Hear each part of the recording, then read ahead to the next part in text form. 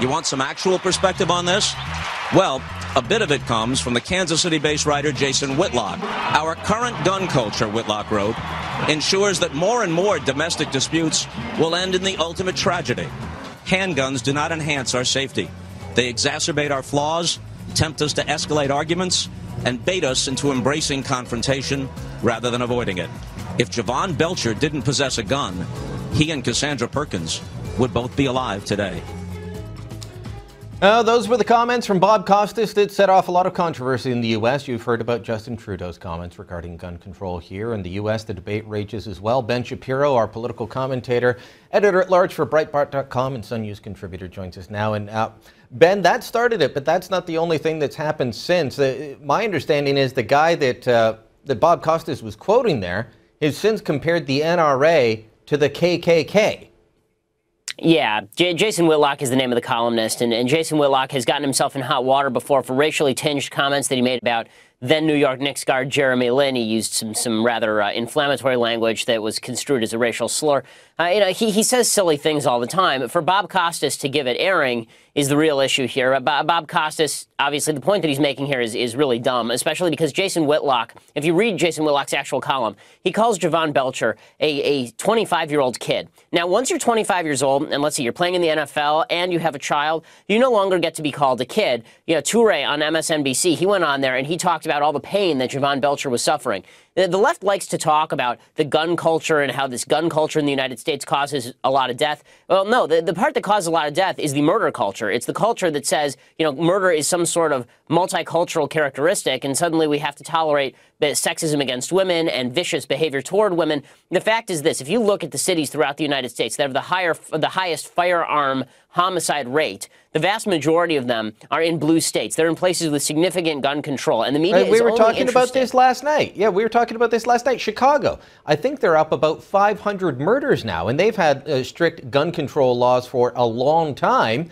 And nobody cares about that. Nobody cared about it during the election when Obama's headquarters for re-election were there. But now all of a sudden, a guy in the NFL kills himself, and we got to talk about gun control.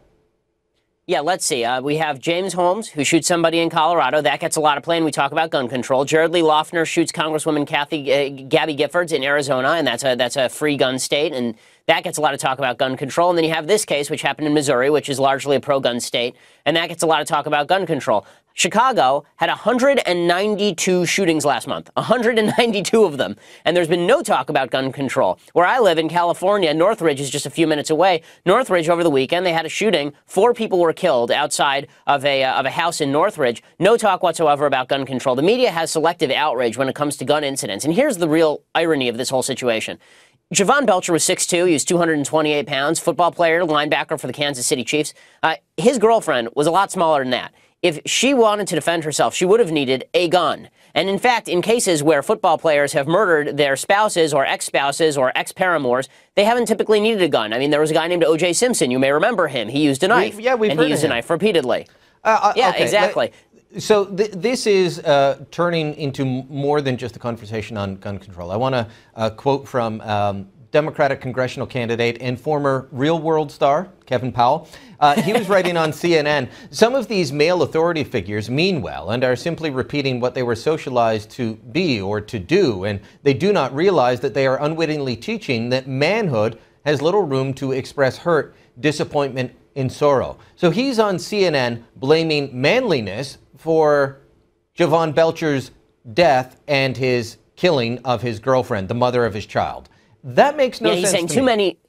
Oh, it's asinine. I mean, he's saying too many macho authority figures in Javon Belcher's life. He's saying that homophobia is actually the societal cause of things like Javon Belcher, which makes no sense. Javon Belcher, obviously a straight guy who I highly doubt ever had a lot of accusations of homosexuality attached to him, considering that, he not only is he in the NFL, which is not exactly most pro-homosexual place on earth, but he's also a very large, violent dude, and if he didn't like it, he probably would not have responded well to it. So all of this is ridiculous. There are actual societal problems that we could talk about here. We could talk about, for example, that Javon Belcher was the child of a single motherhood, of a single single mother. And single motherhood in the United States, 70% of the kids born in the black community are born to single mothers, and single mothered children have a significantly higher rate of crime than kids who are growing up in a two-parent household. We could talk about that. We could talk about the multicultural acceptance of bad behavior. We could talk about how we accept certain aspects of certain cultures that are deeply sexist. The rap culture is deeply sexist. How we accept talk about that. mental health issues, because in my view, anyone that's going to kill the mother of their child in front of their own mother and then go and say, thanks, coach, and blow his own head off is not in his right state of mind. We could be talking about mental health. There are reports that he was heavily drinking. Alcoholism we could be talking about. All of these things. But those are more difficult than saying, you know what we need to do?